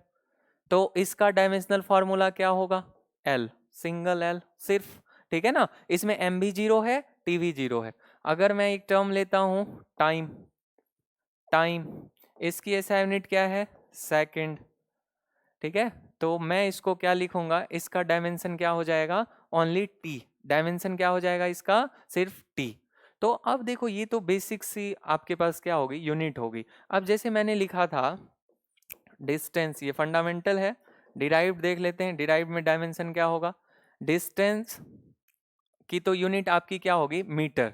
और अगर मैं डिस्टेंस अपॉन में टाइम लिखूं तो किसके बराबर, स्पीड के बराबर। डिस्टेंस अपॉन में टाइम किसके बराबर, स्पीड के बराबर। तो अब देखो इसकी यूनिट क्या, मीटर, टाइम की यूनिट क्या, सेकंड। तो स्पीड की जो यूनिट बनेगी वो क्या बन गई, मीटर पर सेकंड। अब मीटर पर सेकंड का अगर मैं डायमेंशनल फॉर्मूला फाइंड आउट करने की कोशिश करता हूं कि इस स्पीड का हमें क्या फाइंड आउट करना है, डायमेंशनल फॉर्मूला। तो डायमेंशनल फॉर्मूला क्या हो जाएगा, देखो मीटर पर सेकंड। इसमें आप लोगों को मास दिख रहा है कहीं, मास नहीं है ना, तो बिल्कुल नहीं है, m0 मास नहीं है, तो m को क्या कर दिया, 0 कर दिया। लेंथ है, बिल्कुल है, तो l पे पावर कितना हो गया, 1 हो गया। आपको टाइम दिख रहा है, सेकंड है, मतलब टाइम की यूनिट है ना, तो हम इसको क्या लिखेंगे, t⁻⁻1। क्यों लिखा -1, क्योंकि ये इसके अपॉन में है, डिनोमिनेटर में है, और हमें किस लीनियर फॉर्म में लिखना है, न्यूमरेटर में। तो अगर मैं इसको ऊपर लेके जाऊंगा, न्यूमरेटर में लेके आऊंगा, तो हमें क्या लिखना पड़ेगा, t⁻⁻1। तो ये जो है इसको हम क्या बोलते हैं, डायमेंशनल फॉर्मूला। और इसको आप शॉर्ट फॉर्म में और क्या लिख सकते हो, LT-1, LT-1। m तो 0, वैसे भी किसी चीज पे पावर अगर 0 हो, x⁻0 वैल्यू क्या होती है बेटा, 1 होती है। तो ये 1 हो गया, तो यहाँ क्या बच गया, L1, और L पे पावर 1 है, नहीं लिखते 1 को, बेसिक पावर ऑलरेडी प्रेजेंट होता है 1 पहले से। तो ये आपका हो गया LT-1। तो ये आपका जो है डिराइव्ड डायमेंशनल फॉर्मूला हो गया, ठीक है। दो फंडामेंटल क्वांटिटी से हम ऐसे फॉर्म कर सकते हैं। अगर मैं जैसे एक्सेलरेशन लेता हूं, अगर मैं क्या लूं, एक्सेलरेशन, तो एक्सेलरेशन के लिए आपको पता है, अगर मैं क्या लिखूं, चेंज इन वेलोसिटी है, तो वेलोसिटी ना, तो वेलोसिटी अपॉन में टाइम, ठीक है। तो इसकी यूनिट आपको पहले मैंने बता दिया था, वेलोसिटी मीटर पर सेकंड, टाइम की सेकंड, यूनिट क्या बन गई, मीटर पर सेकंड स्क्वायर। तो एक चीज का ध्यान रखना, अगर हमें यूनिट पता है ना, तो डायमेंशनल फॉर्मूला बहुत इजीली बता सकते हैं हम, रटने की कोई जरूरत नहीं है। और इतना आप रट भी नहीं पाओगे, आपको क्या पता जो है एग्जाम में किसका डायमेंशनल फॉर्मूला आ जाए, ठीक है। जैसे अब कैपिटल जी का आया हुआ था, अभी बताता हूँ, ग्रेविटेशनल कांस्टेंट होता है, ठीक है। क्वेश्चन था what is the dimensional formula of capital G, option थे। तो आप कैसे रटोगे उसको, अगर डायरेक्ट एमएलटी के टर्म में रटने बैठेंगे तो फिर दूसरा फॉर्मूला भूल जाएंगे। तो हमें क्या पता होना चाहिए, कंसेप्ट पता होना चाहिए कि इसमें कौन सा फॉर्मूला यूज हुआ, ये जी की वैल्यू आएगी किस फॉर्मूला। अगर फॉर्मूला पता चल गया किस फॉर्मूला से, तो डायमेंशन हम तुरंत फाइंड आउट कर देंगे, और डायमेंशन रटने की कोशिश करेंगे तो माइंड में सारा मिक्स हो जाएगा, ठीक है। तो आप दूसरा भूल जाओगे। फिर एक्सेलरेशन मीटर पर सेकेंड स्क्वायर, इसकी एसआई यूनिट होगी। तो अब एक बात बताओ, आप लोगों को कहीं इसमें मास दिख रहा है क्या, नहीं दिख रहा, केजी वगैरह ग्राम कहीं पे भी नहीं है, तो इसका मतलब इसके अंदर मास कहीं पे भी नहीं है। तो इसके डायमेंशनल फॉर्मूला में डीएफ मींस डायमेंशनल फॉर्मूला इसका क्या हो जाएगा, m⁻⁻0। मास तो है ही नहीं, एल तो है, लेंथ है कि नहीं, मीटर है तो लेंथ है, मतलब एल पे पावर कितना हो गया, 1 हो गया। एल पे पावर कितना हो गया आपका, 1 हो गया। और अब देखो टाइम है ना, बिल्कुल है, सेकंड का स्क्वायर है, तो मतलब आपके पास क्या है, यहाँ पे टाइम है। लेकिन टाइम किस में है, अपॉन में है, बाय में है, डिनोमिनेटर में है। इसको हमें क्या लिखना है, एक सीरीज में, ठीक है। न्यूमरेटर में अगर इसको हम लेके आएंगे ऊपर, तो क्या आप लिखोगे इसको, t⁻⁻2।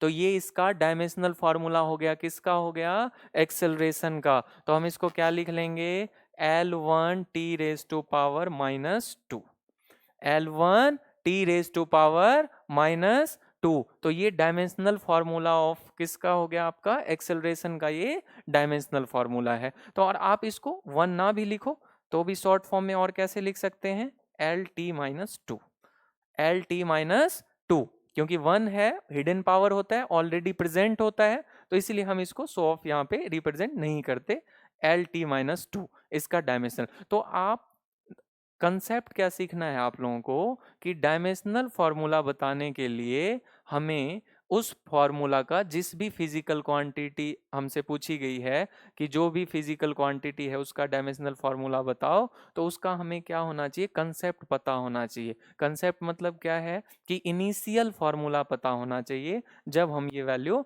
बता सकते हैं, ठीक है ना। अब थोड़ा सा और आगे बढ़ते हैं कि जिसमें हमारा क्या आए, मास आए। हम आगे और बढ़ते हैं जिसमें क्या है, मास आए। तो एक फॉर्मूला मैं लेता हूं, force, Newton second law of motion के according force is directly proportional to किसके होता है, momentum, rate of change of momentum. और उसको जब आप सॉल्व करते हो तो क्या फॉर्मूला आ जाता है, F equals to m a. जब हम उसको और आगे क्या करते हैं, सिंप्लीफाई, सॉल्व करने की कोशिश करें, जनरल फॉर्म में लाने की कोशिश करें तो वैल्यू कितनी आ जाएगी, F equals to m a. तो फोर्स इक्वल्स टू क्या वैल्यू हो गई, मास इनटू में एक्सेलरेशन, मास इनटू में एक्सेलरेशन। फोर्स का सबसे बेसिक फॉर्मूला होता है ना, force equals to mass into में एक्सेलरेशन। तो F equals to m a, मैं इसकी यूनिट क्या लिखूंगा, मास को किस में मेजर करेंगे, हमें SI यूनिट के टर्म में डायमेंशन फाइंड आउट करना होता है, ध्यान रखना, ना कि CGS में ना FPS में। तो मास की यूनिट क्या हो गई, kg, एक्सेलरेशन की यूनिट क्या हो गई, मीटर पर सेकेंड स्क्वायर। तो कंबाइंड की यूनिट फोर्स के लिए जो है वो क्या हो गई, kg मीटर पर सेकेंड स्क्वायर। इसको बाद में हम न्यूटन भी बोलते हैं, इसको बाद में हम क्या बोलते हैं, न्यूटन। तो न्यूटन से डायरेक्ट जो है वो डायमेंशनल फार्मूला नहीं आएगा, उसके लिए क्या पता होना चाहिए आपको कि न्यूटन, 1 न्यूटन है किसके बराबर, तो 1 न्यूटन किसके बराबर है, 1 kg और 1 मीटर पर सेकेंड स्क्वायर के बराबर। तो आपको ये वैल्यू चाहिए, kg मीटर पर सेकेंड स्क्वायर से हम इसका क्या कर सकते हैं, डायमेंशनल फार्मूला बता सकते हैं। तो डायमेंशनल फार्मूला क्या हो जाएगा इसका, आपको इसमें मास दिख रहा है ना, kg दिख रहा है, तो kg किसकी यूनिट है, मास की यूनिट होगी। तो मैं यहाँ पे मास प्रेजेंट है तो m तो प्रेजेंट होगा ही होगा। जो डायमेंशनल तीन जो हम फंडामेंटल यूनिट लेते हैं, कौन कौन सी, मास, लेंथ और टाइम, उसमें से एक तो प्रेजेंट है, मास स्टार्टिंग में ही दिख गया, क्या दिख गया, kg दिख गया। तो मास यहाँ प्रेजेंट है तो m, ठीक है। उसके बाद लेंथ है, मीटर है, तो मीटर है तो इसका मतलब क्या है कि लेंथ प्रेजेंट है यहाँ पे। अगर मीटर है तो इसका क्या मतलब हो गया कि लेंथ प्रेजेंट है, तो ये क्या हो गया आपका, L1 हो गया। लेंथ प्रेजेंट है मतलब L1। और यहाँ पे सेकंड का स्क्वायर मींस टाइम भी प्रेजेंट है, टाइम भी प्रेजेंट है, लेकिन टाइम किस में है, डिनोमिनेटर में है, न्यूमरेटर में लाएंगे तो पावर क्या हो जाएगा, माइनस का, नेगेटिव पावर हो जाएगा। तो m L1 t minus two, ये आपका डायमेंशनल फॉर्मूला हो गया किस चीज के लिए, फोर्स के लिए, ठीक है ना। ये डायमेंशनल फॉर्मूला किस चीज का है आपका, फोर्स का डायमेंशनल फॉर्मूला है m L1 या m L t minus two, आप इसको लिख सकते हो, क्या लिख सकते हैं, m L t minus two. 1 तो होता ही है पावर, आपको पता है, रिप्रेजेंट नहीं करते, तो ये आपके पास वैल्यू आ गई। तो इस तरह से मैं फोर्स को भी बता सकता हूँ। आपको बस ये कंसेप्ट पता होना चाहिए कि व्हाट इज फोर्स, माइंड में क्लिक करते ही ये बात आ जानी चाहिए, it is the product of mass and acceleration. किसका प्रोडक्ट है, मास और एक्सेलरेशन का प्रोडक्ट है। तो बिल्कुल हम इजीली जो है इसको बता सकते हैं, ठीक है ना। कुछ एक दो टर्म और देख लेते हैं, जैसे देखो कि अगर मैं एक फिजिकल क्वांटिटी ले लूं, वर्क, ठीक है, अगर मैं एक फिजिकल क्वांटिटी ले लेता हूं वर्क, तो वर्क क्या है आपका, product of force and displacement, force and displacement, ठीक है। तो वर्क जो है फॉर्मूला क्या होता है आपका, F.S।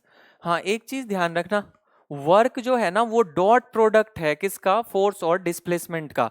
वेक्टर में पढ़ा होगा आप लोगों ने, वैसे मैं बता भी दूंगा आपको आगे कि दो तरह के वेक्टर के प्रोडक्ट होते हैं, एक कौन सा होता है डॉट प्रोडक्ट, दूसरा कौन सा होता है आपका क्रॉस प्रोडक्ट। तो ये जो फोर्स और डिस्प्लेसमेंट है वर्क के अंदर, ये क्या है आपका डॉट प्रोडक्ट है एक दूसरे के साथ। यानी कि हम क्या कह सकते हैं, work is the dot product of force and displacement. और एक चीज का ध्यान रखना, वर्क के फॉर्मूला में आपको दिख रहा होगा मैं एरो लगा रहा हूं फोर्स के ऊपर भी और डिस्प्लेसमेंट के ऊपर भी, ठीक है। तो इसका मतलब फोर्स वेक्टर क्वांटिटी, डिस्प्लेसमेंट भी वेक्टर क्वांटिटी, लेकिन वर्क के ऊपर एरो नहीं लगा रखा मैंने, इसका मतलब ये स्केलर क्वांटिटी है ना। स्केलर वेक्टर में तो डिफरेंस पता होगा ना, नहीं पता हो तो सुन लो एक बार। स्केलर क्वांटिटी किसको बोलते हैं, जिसमें सिर्फ और सिर्फ मैग्नीट्यूड हो, ऐसी फिजिकल क्वांटिटी जिसमें सिर्फ और सिर्फ क्या हो, मैग्नीट्यूड हो, उसको हम क्या बोलेंगे, स्केलर क्वांटिटी। जैसे डिस्टेंस, आपने किसी से पूछा कि तुम कितने किलोमीटर चल के आए हो, ठीक है, तो उसने बता दिया सीधा कि मैं जो है ना 20 किलोमीटर चल के आया हूं। या आपने किसी से पूछा कि इस जगह से उस जगह की दूरी कितनी है, एक पर्टिकुलर प्लेस से दूसरे प्लेस की दूरी कितनी है, तो उसने कह दिया कि 50 किलोमीटर। अब 50 किलोमीटर क्या है, ओनली मैग्नीट्यूड हो गया ना, तो इसलिए डिस्टेंस को उसमें डायरेक्शन तो नहीं बता रहा, तो वो कौन सी क्वांटिटी हो गई आपकी, कौन सी क्वांटिटी कहेंगे उसको, स्केलर क्वांटिटी, जिसमें सिर्फ मैग्नीट्यूड प्रेजेंट हो। और जिसमें दोनों मैग्नीट्यूड और डायरेक्शन दोनों प्रेजेंट होगा, उसको कौन सी क्वांटिटी बोलेंगे, वेक्टर क्वांटिटी, ठीक है। जैसे कि मान लो एक्सेलरेशन है, वेलोसिटी है। जैसे एक्सेलरेशन समझ लेना एक बार, इसमें वेक्टर भी क्लियर हो जाएगा आपके। जैसे मान लो किसी को है ना ए से डी पॉइंट तक पहुंचना है, ए कोई जगह है और डी भी कोई प्लेस है, बीच में क्या आया, बी आया और सी आया। यहाँ पे ये कुछ कुछ देर के लिए रुक के रिफ्रेशमेंट करा, ये समझ लो कि ए से डी तक इसको जर्नी कंप्लीट करनी थी, मतलब ए से स्टार्ट करना था, कहाँ जाना था इसको, डी पे जाना था। बीच में इसने 2 स्टॉप ले लिया, कौन कौन सा ले लिया, एक बी और दूसरा आपका सी। अब देखो क्या है कि ये किसी बाइक पे जा रहा है, मान लो बाइक पे जा रहा है, ए टू बी जब गया ना, तो इसके बाइक की स्पीड थी 20 kilometre per hour. A to be गया तो बाइक की स्पीड कितनी थी, 20 किलोमीटर पर आवर। फिर ये बी टू सी गया तो इसके बाइक की स्पीड हो गई 30 किलोमीटर पर आवर, ठीक है। और जब ये सी टू डी मतलब लास्ट पॉइंट पे पहुंच रहा था, तो इसकी स्पीड कितनी हो गई, 40 किलोमीटर पर आवर। तो इन सब से ये जो आप देख रहे हो यहाँ पे एग्जाम्पल, इससे क्या बात क्लियर हो रही है कि जैसे जैसे टाइम बढ़ रहा है, इसकी स्पीड भी क्या हो रही है, इसकी वेलोसिटी बढ़ रही है कि नहीं। और वेलोसिटी क्यों कह रहा हूं मैं, इसको स्पीड क्यों नहीं कह रहा हूं, क्योंकि यहाँ पे एक डायरेक्शन है, ध्यान से समझना। ये ए टू बी की तरफ गया, फिर बी टू सी की तरफ और सी टू डी की तरफ गया, तो यहाँ पे क्या है आपका मैग्नीट्यूड, मैग्नीट्यूड तो है ही, 20 kilometre per hour, 30 kilometre per hour, 40 kilometre per hour, ये सब क्या है, मैग्नीट्यूड है। और एक पर्टिकुलर डायरेक्शन भी प्रेजेंट है, कहां से कहां, ए से डी तक जाने के लिए।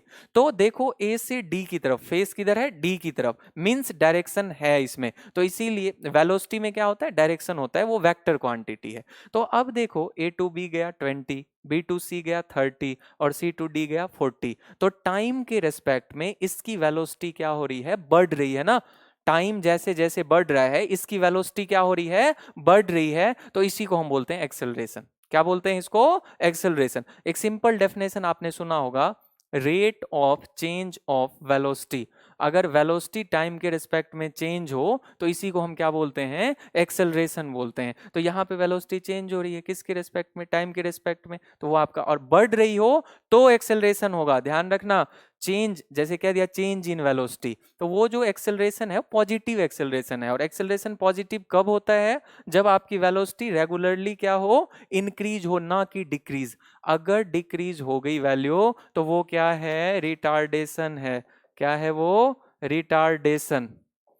अगर वेलोसिटी बढ़े टाइम के रिस्पेक्ट में तब वो एक्सेलरेशन है। और अगर डिक्रीज हो जाए, मतलब मान लो कि ये 20 से चला, यहाँ 15 हो गया और यहाँ 10 हो जाता, तो वो कौन क्या होती है उसके अंदर, रिटार्डेशन, मतलब वेलोसिटी डिक्रीज हो गई। और वेलोसिटी अगर अप हो जाए तो एक्सेलरेशन, मतलब पॉजिटिव एक्सेलरेशन। और रिटार्डेशन को वैसे हम क्या कह सकते हैं, नेगेटिव एक्सेलरेशन भी कह सकते हैं। रिटार्डेशन का मतलब क्या होता है, नेगेटिव एक्सेलरेशन भी आप इसको कह सकते हो।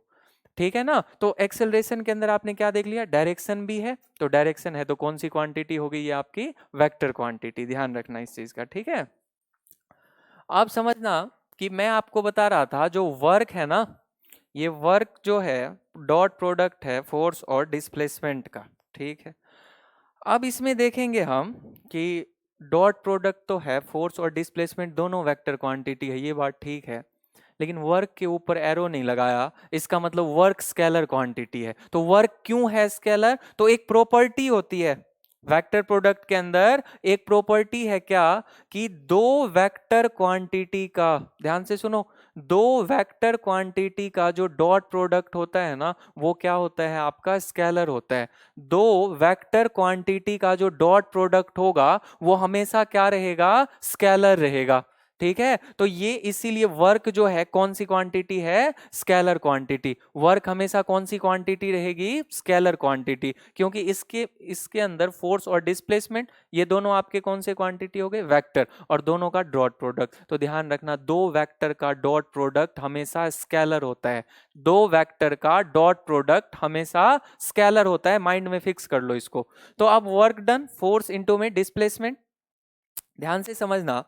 अब मैं इसका डायमेंशनल फॉर्मूला फाइंड आउट कर रहा हूं ना, तो फोर्स का अभी हमने डायमेंशनल जो है ना, पीछे हमने यूनिट देखी, तो फोर्स की यूनिट क्या थी, केजी मीटर पर सेकंड स्क्वायर, यही यूनिट थी ना, केजी मीटर पर सेकंड स्क्वायर। और इनटू में डिस्प्लेसमेंट की यूनिट क्या, मीटर, डिस्प्लेसमेंट की यूनिट क्या, मीटर। तो कंबाइंड की यूनिट क्या बन जाएगी, केजी मीटर पर सेकंड स्क्वायर, तो किसकी होगी, फोर्स की, और डिस्प्लेसमेंट की यूनिट क्या होगी आपकी, मीटर। तो कंबाइंड की यूनिट क्या बन जाएगी, केजी मीटर पर सेकंड स्क्वायर। कंबाइंड की यूनिट क्या बन गई, केजी मीटर पर सेकंड स्क्वायर। तो अब अगर हमें ये पता चल गया, केजी मीटर इंटू मीटर, ये आपका क्या हो गया, मीटर स्क्वायर। तो केजी मीटर स्क्वायर पर सेकंड स्क्वायर, ये मीटर और मीटर मल्टीप्लाई में है, ठीक है। तो पावर क्या हो गया, 2 हो गया, इसका स्क्वायर हो गया। तो केजी मीटर स्क्वायर पर सेकंड स्क्वायर वर्क की क्या होगी, यूनिट होगी। तो अगर वर्क की यूनिट ये है तो हम डायमेंशनल फार्मूला भी बता सकते हैं ना, तो डायमेंशनल फार्मूला बता देंगे अब इजीली। मास प्रेजेंट है केजी एम, लेंथ भी प्रेजेंट है L2, मीटर है तो लेंथ है, और सेकंड का स्क्वायर T-2, तो ML2 और T-2, इसका क्या हो गया, डायमेंशनल फॉर्मूला हो गया, ठीक है ना। ये क्या हो गया आपका, डायमेंशनल फॉर्मूला हो गया, कोई दिक्कत वाली बात तो नहीं है। तो अब देखो, इस तरह से डायमेंशनल फॉर्मूला हम किसी भी क्वांटिटी का बता सकते हैं। मैं अभी आपको एक लिस्ट भी दिखाऊंगा, उसमें सारे फिजिकल क्वांटिटी जो है वो लिखे हुए हैं, उसका डायमेंशनल फॉर्मूला है, तो आप उसको देख सकते हो, लिख भी सकते हो, ठीक है। अब देखो, कुछ इस तरह के फिजिकल क्वांटिटी होते हैं आपके पास, जिसमें क्या है, जिसका कोई डायमेंशनल फॉर्मूला नहीं होता, या जिसकी कोई भी यूनिट नहीं होती, जिसकी किसी भी तरह की यूनिट नहीं होती। अब जैसे मैं एक टर्म लिख रहा हूं, स्ट्रेन, ठीक है ना, स्ट्रेन सुना होगा आप लोगों ने, कईयों ने पढ़ा भी होगा। स्ट्रेन होता क्या है समझना एक बार, किसको बोलते हैं स्ट्रेन। जैसे मान लो कि ये मार्कर है, ठीक है ना, इसकी कुछ लेंथ है, अभी मान लेते हैं 10 सेंटीमीटर इसकी लेंथ है, मैंने इसके ऊपर फोर्स लगाया और फोर्स लगाने के बाद मैंने इसको तोड़ दिया, दो पार्ट में, मैंने दो पार्ट या कैसे भी दो पार्ट में डिवाइड कर दिया। वो इक्वल पार्ट नहीं हो सकते, अनइक्वल भी हो सकते हैं। आपने क्या किया, इसके ऊपर ये एक आपका मार्कर है, मान लेते हैं, एज्यूम कर लेते हैं इसकी लेंथ कितनी है, 10 सेंटीमीटर, ठीक है। आपने इसके ऊपर फोर्स लगाया, आपने फोर्स लगा के क्या कर दिया, तोड़ दिया, ठीक है। तो अब इसकी लेंथ घट गई कि नहीं घट गई, घट गई ना। तो स्ट्रेन किसको बोलते हैं, जो लेंथ चेंज हो गई तोड़ने के बाद वो, और जो इसका ओरिजिनल लेंथ था वो, उन दोनों का क्या, रेशियो। और वो लेंथ ही नहीं हो सकता, वॉल्यूम भी हो सकता है, एरिया भी हो सकता है, ठीक है ना, किसी भी तरह का डायमेंशन हो सकता है। तो अगर आपने इसको तोड़ दिया, ठीक है, तो इसका डायमेंशन चेंज हुआ ना, तो डायमेंशन चेंज हो गया तो वो क्या है, वो ऊपर न्यूमरेटर में आएगा, चेंज इन डायमेंशन। और पहले इसकी ओरिजिनल डायमेंशन रही होगी जब हमने इसको नहीं तोड़ा, तो उन दोनों का जो रेशियो है उसी को हम क्या बोलते हैं, स्ट्रेन। यानी कि स्ट्रेन क्या हो गया आपका, change in dimension, change in dimension, और वो कुछ भी हो सकता है, लेंथ, एरिया, वॉल्यूम, कुछ भी, ठीक है। चेंज डायमेंशन ही कह दिया तो उसमें सारी चीज आ गई, वॉल्यूम भी डायमेंशन से ही बनेगा, एरिया भी डायमेंशन से ही बनेगा। तो चेंज इन डायमेंशन अपॉन में original dimension, change in dimension upon में ओरिजिनल डायमेंशन, ठीक है ना। ये आपका स्ट्रेन हो गया। अब देखो, तो strain equals to change in dimension upon में ओरिजिनल डायमेंशन। अब एक चीज समझना, 10 सेंटीमीटर का था पहले ये मार्कर, आपने तोड़ दिया तो घट के हो गया 7 सेंटीमीटर, लेकिन लास्ट में क्या लगा हुआ है, सेंटीमीटर ही लगा हुआ है ना। लास्ट में क्या है, यूनिट हम क्या ले रहे हैं, सेंटीमीटर ही। और जो ओरिजिनल थी पहले इसकी कितनी, 10 सेंटीमीटर, वो भी सेंटीमीटर, ठीक है ना। तो आप क्या देख रहे हो कि डायमेंशन जो चेंज हुआ है वो भी किस में है, सेंटीमीटर में, और जो ओरिजिनल जो पहले था टूटने से पहले वो भी किस में है, सेंटीमीटर में है। तो ये कैंसिल आउट हो गया ना, तो कैंसिल आउट हो गया तो कौन सी क्वांटिटी हो गई, ये हो गई डायमेंशन लेस। कौन सी क्वांटिटी हो गई ये, डायमेंशन लेस, मतलब इसका किसी भी तरह का डायमेंशन नहीं होगा। कौन सी क्वांटिटी हो गई ये, डायमेंशन लेस। क्यों हो गई, क्योंकि दोनों की यूनिट इक्वल होगी ना, दोनों की यूनिट क्या हो गई, इक्वल होगी, तो इसीलिए हम इसको क्या बोलेंगे, डायमेंशन लेस। तो कुछ इस तरह की भी क्वांटिटी है। जैसे अगर मैं और एग्जांपल दूं आपको, तो उसमें क्या आ गया आपका, एक रिलेटिव डेंसिटी है, ठीक है ना, रिलेटिव डेंसिटी किसी भी तरह की यूनिट नहीं होती, एंगल है, बहुत सारे ऐसे टर्म हैं जो यूनिटलेस हैं, जो आपके क्या हैं, यूनिटलेस हैं, ठीक है। रिलेटिव वर्ड जहां पे भी आ जाए ना, जिस भी फिजिकल क्वांटिटी के आगे, समझ जाना यूनिटलेस है, ठीक है ना। तो अब देखो, तो ये बात तो समझ में आ गई कि किस तरह से कोई भी क्वांटिटी जो है ना किसी भी चीज में यूनिट होगी और कहीं पे यूनिट नहीं होगी। कैसे नहीं होगी, तो ये बात जो है ना आपने देख लिया कि डायमेंशन से डायमेंशन अगर कैंसिल आउट हो जाए, यूनिट से यूनिट, तो उसकी किसी भी तरह की यूनिट नहीं होती, तो वो आपका डायमेंशनलेस काउंट होता है, यूनिटलेस काउंट होता है। अब हम एक देख लेते हैं, एक क्वेश्चन आया हुआ था कि आपको बताना था फॉर्मूला किस चीज का, ग्रेविटेशनल कांस्टेंट का। हमें किसका फॉर्मूला पूछ लिया था, डायमेंशनल फॉर्मूला ग्रेविटेशनल कांस्टेंट का। तो ग्रेविटेशनल कांस्टेंट, अब समझना, इसने सीधा कह दिया था कि जी का डायमेंशनल फॉर्मूला बताओ, कैपिटल जी का डायमेंशनल फॉर्मूला कितना होगा, कैपिटल जी का डायमेंशनल फॉर्मूला कितना होगा। तो जी दो होते हैं फिजिक्स में, ध्यान रखना, एक स्मॉल जी और एक कैपिटल जी। स्मॉल जी तो आपका एक्सेलरेशन ड्यू टू ग्रेविटी होता है, ठीक है ना, जो अर्थ जिस एक्सेलरेशन से किसी भी चीज को अपनी तरफ खींचता है वो 9.8, वो स्मॉल जी। और ये तो आपका क्या है, ग्रेविटेशनल कांस्टेंट, ये क्या है, कैपिटल जी आपका ग्रेविटेशनल कांस्टेंट।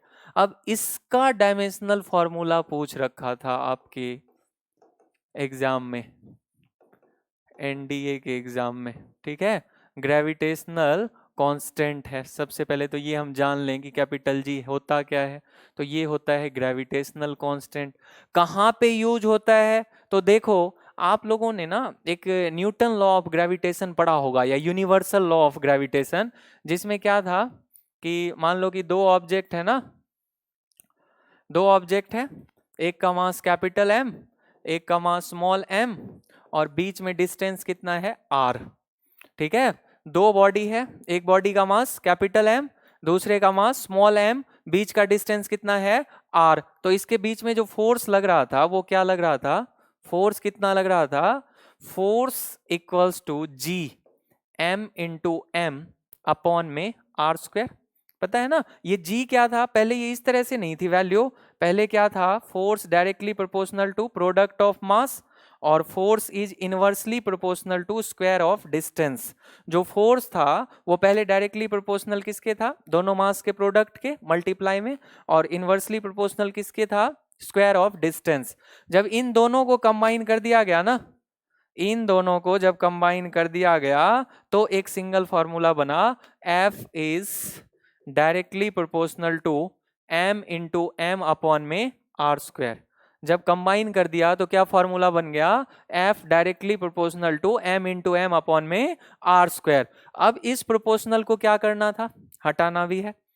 आप ये फॉर्मूला तो नहीं बनाना, ये तो एक डायरेक्टली प्रोपोर्शनल टर्म में एक रिलेशन आ गया कि किसको बढ़ाएंगे तो क्या बढ़ जाएगा, किसको घटाओगे तो कौन सी क्वांटिटी घट जाएगी। फॉर्मूला तो एक जनरल फॉर्मूला तो बना ही नहीं। तो फॉर्मूला अगर आप बनाते हो तो एक रूल है ना फिजिक्स में, सबको पता होगा, प्रोपोर्शनल हटा के अगर मैं इक्वल टू का साइन लाता हूं तो वो किस कॉस्ट पे लाऊंगा, एक कांस्टेंट के कॉस्ट पे। ये चाहे कोई भी इक्वेशन हो। तो एक कांस्टेंट यहां ले आते हैं, G M into M upon में R square, F equals to G M into M upon में आर स्क्वायर। तो जी क्या है, ग्रेविटेशनल कांस्टेंट है ना, जी क्या है आपका ग्रेविटेशनल कांस्टेंट। तो ये फॉर्मूला तो पता चल गया ना, F equals to G M into M upon में आर स्क्वायर। ये फॉर्मूला बहुत इनफ है, बहुत ज्यादा, ठीक है ना। किस चीज के लिए, ये बताने के लिए। कैपिटल जी का क्या बता देंगे इससे हम, डायमेंशनल फॉर्मूला। इतना हिंट्स बहुत है हमारे लिए। तो कैसे बता देंगे वो देख लो आप।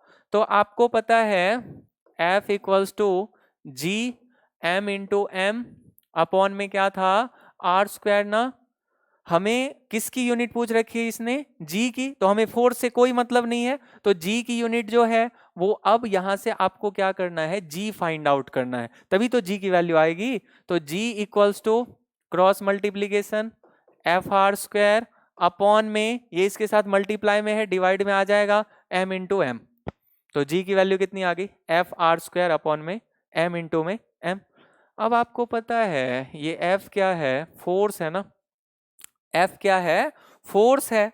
तो इसकी यूनिट क्या थी, केजी मीटर पर सेकंड स्क्वायर, केजी मीटर पर सेकंड स्क्वायर इनटू में क्या है आपका डिस्टेंस है। तो आर डिस्टेंस है ना, तो डिस्टेंस का स्क्वायर कितना हो गया, मीटर स्क्वायर। तो ये हो गया आपका केजी मीटर पर सेकंड स्क्वायर। मैंने किसके लिए लिखा है, मैंने फोर्स के लिए। और ये आर क्या है आपका डिस्टेंस, तो डिस्टेंस है तो इसकी SI यूनिट होती है मीटर, मीटर का स्क्वायर अपॉन में बाय में मास इंटू में मास, मास की यूनिट केजी, दूसरे वाले मास की भी यूनिट केजी। तो ये किसका हो गया, क्या हो गया बताओ, ये केजी का स्क्वायर हो गया क्या।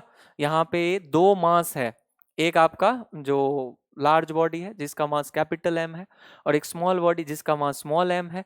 यूनिट तो दोनों की केजी रहनी है ना, वो तो मैग्नीट्यूड उसका क्या हो गया, ज्यादा या कम, लेकिन यूनिट आप जिसमें मेजर कर रहे हो वो क्या है, केजी है। तो केजी स्क्वायर।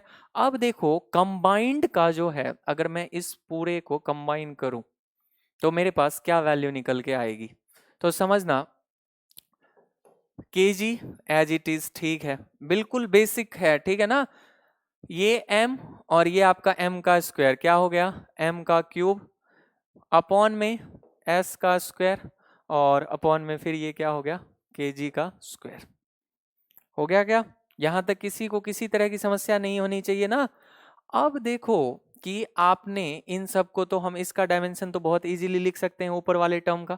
क्या लिख देंगे डायमेंशन, ये आपका हो गया m1, ठीक है, ऊपर वाले का लिख रहे हैं l cube l raise to power 3, m पे पावर 3, और सेकंड का स्क्वायर है तो t पे पावर -2 हो गया, t रेज टू पावर -2, और अपॉन में क्या है, kg का स्क्वायर, तो हम इसको क्या लिखेंगे, m रेज टू पावर 2 लिख सकते हैं ना। तो अब आप लोग बताओ कि यहाँ पे अब ये नीचे ही बच गया, इसको हमें किस एक ही सिंगल फॉर्म में लाना है, न्यूमरेटर के फॉर्म में। तो m1 l क्यूब t पे पावर -2 अपॉन में m2। अब हम इसको क्या लिख सकते हैं, देखो कि m पे पावर 1 और m पे पावर इधर नीचे क्या है आपका 2, बेस सेम है, डिवाइड में है, तो पावर सब्ट्रैक्ट हो जाता है ना, पावर को क्या करते हो, घटा देते हो ना। तो m पे पावर 1 और यहाँ m पे पावर 2, तो ये क्या हो गया आपका m रेज टू पावर -1 हो गया, और l पे पावर 3 और t पे पावर कितना हो गया -2, ठीक है ना। ये इसका डायमेंशनल फॉर्मूला हो गया, किसका डायमेंशनल फॉर्मूला हो गया, g मीन्स ग्रेविटेशनल कांस्टेंट। कई बार इसमें पूछते हैं इसकी SI यूनिट क्या होगी, तो इसकी SI यूनिट लिख रखी है, क्या होनी चाहिए इसकी SI यूनिट, देखो F की SI यूनिट न्यूटन, R का स्क्वायर मतलब मीटर स्क्वायर, R का स्क्वायर मतलब मीटर स्क्वायर, और अपॉन में मास इंटू मास kg का स्क्वायर। तो इसकी कंबाइंड यूनिट क्या बन गई, न्यूटन मीटर स्क्वायर पर kg स्क्वायर बन जाएगी ना इससे। इससे हम ये लिख सकते हैं इसको, न्यूटन मीटर स्क्वायर पर केजी स्क्वायर, ठीक है ना। तो ये आपकी इसकी यूनिट होगी कैपिटल जी की, और ये दोनों क्वेश्चन आए हुए हैं आपके एग्जाम में, ठीक है ना। आपके एनडीए एग्जाम में ये दोनों क्वेश्चन आए हुए हैं कि dimensional formula of capital G and dimensional SI unit of capital G, तो हम दोनों बता देंगे। अगर कंसेप्ट पता है तो आप बिल्कुल इजीली बता सकते हो, ठीक है ना। तो मैं यही उम्मीद करता हूँ कि आज जो चीज़ें आपको समझाई गई हैं बहुत अच्छे से समझ में आई होंगी। अगर फिर भी नहीं आ रही समझ में, या कहीं किसी को कोई डाउट है, तो बिल्कुल कमेंट बॉक्स में अपना लिख सकता है, और मैं ज़रूर जो है वो डाउट क्लियर करूँगा आप लोगों का, ठीक है ना। विद इन 24 आवर आपके जो है डाउट क्लियर हो जाएंगे। हम फिर आगे इसको प्रोसीड करेंगे। बहुत सारे हमें अब क्वेश्चंस भी करने हैं जो एग्ज़ाम में आए हुए हैं, या जो हमारे प्रैक्टिस क्वेश्चन पेपर होने चाहिए प्रैक्टिस के लिए क्वेश्चंस जो आपके प्रोबेबल हैं एग्जाम में, ठीक है। तो वो हम सारे क्वेश्चंस करेंगे। तो आई होप कि जो है ना आपको बहुत अच्छे से ये सेशन आपने बहुत एंजॉय किया होगा, और अगर कोई डाउट है तो वो आप जो है अपने कमेंट बॉक्स में लिख दें, और आपको ज़रूर उसका सॉल्यूशन मिल जाएगा, ठीक है बेटा। Thank you.